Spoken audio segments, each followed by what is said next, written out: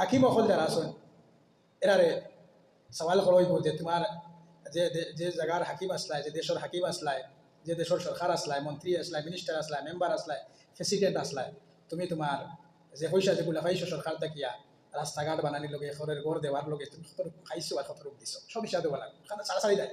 আর যে মেম্বার হলে ঘর আনিয়া নিজে আধা খাইটা আর আধা ধারে দিই, মানে মানুষগুলো দিটা কোনো সময় দিচ্ছা না, গরিব মানুষের খাইয়া নাও দিই, নিজে রাস্তা নিজের না রাস্তা ঘর বানাইলা, নিজের রাস্তা ঘর বানাইলা কিন্তু গরিবরে দেন না। কেমন সময় সব হিসাব লইব, এমএলএ ধরইব অমুক রাস্তার পয়সা আনছো আনিয়ে খাই দিছো, নিজে বিল্ডিং লই দিছো দেখায়। এমএলএ এগুয়ার করে তো তার তো সম্পদের জায়গাও না, তার বেতন কত লেখা, পয়সা হইতে কি ভাই যে গরিব গুড়ার পয়সা যেগুলো আছে তারা নিজে খাইলে সব হিসাব দেওয়া লাগবে। আর ইটা পয়সা লইয়া সব জাহান্নামও দিতে লাগবে। আপনি নিজে মনে করেন বহুত বড় মেম্বার হয়ে গেছি আর এমএলএ হয়ে গেছি, হ্যাঁ এটা পয়সা খাইয়া আপনি কি ফায়দা হইতো, ইত্যাদি আপনি জাহান্নাম চলার কোনো গতি নেই আপনার। সবার হিসাব লইব, মেম্বার, প্রেসিডেন্ট, এমএলএ, হাকিম, মন্ত্রী, মিনিস্টার সবার হিসাব খেলে সারাসারি যেত নাই, কোনো সারাসারি নাই। একটা ছাগলের একটা ছাগল, বাঘ, গাই, গরু এটারও সারাসারি না, তারাও হিসাব লইব তো মানুষের সারা হয়ে যাব, চিন্তা করেন।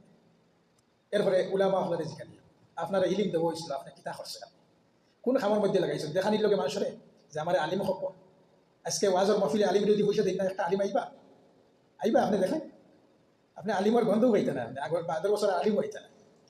এটা দিন রে ব্যবসা বানাই দিচ্ছেন কিছু আলিম হলে, পয়সা দিয়া, পয়সা না দিলে দিনের খামও হবেন না তারা।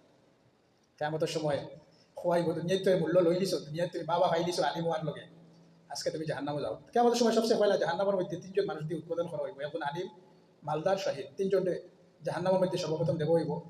তো যেখানে সে আলিমের এখানে দেব বলে তারা দুনিয়ার মধ্যে তারা নিজের আলিম ওখানির লোকে আলিম হয়েছে, পয়সা কামাইতো, বেদাত প্রচার করে, শিরিক প্রচার করে, হক কথা হয়, নানা হক কথা হোক, মানে যেটা দিয়ে সমাজ খুশ হয় ওটা দিয়ে তারা বয়ান করে। আমি প্রায় আলিম হল দেখছি তারা সমাজ যেরকম চলে এরকম তারা বয়ান করে।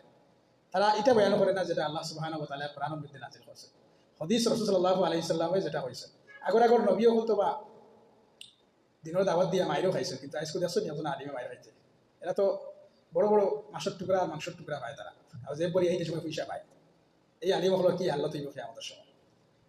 এরপরে ফির হলরে ধরব, ফির হলে মুড়ি দলরে বানাইয়া কিতা তার গুলামি করাই নিয়েছে, আল্লাহর কোরআনের গুলামি করাইছো না হাদিসের গুলামি করাইছো না তার নিজের গুলামি করাই নিয়েছে, সব সবর হিসাব লইব।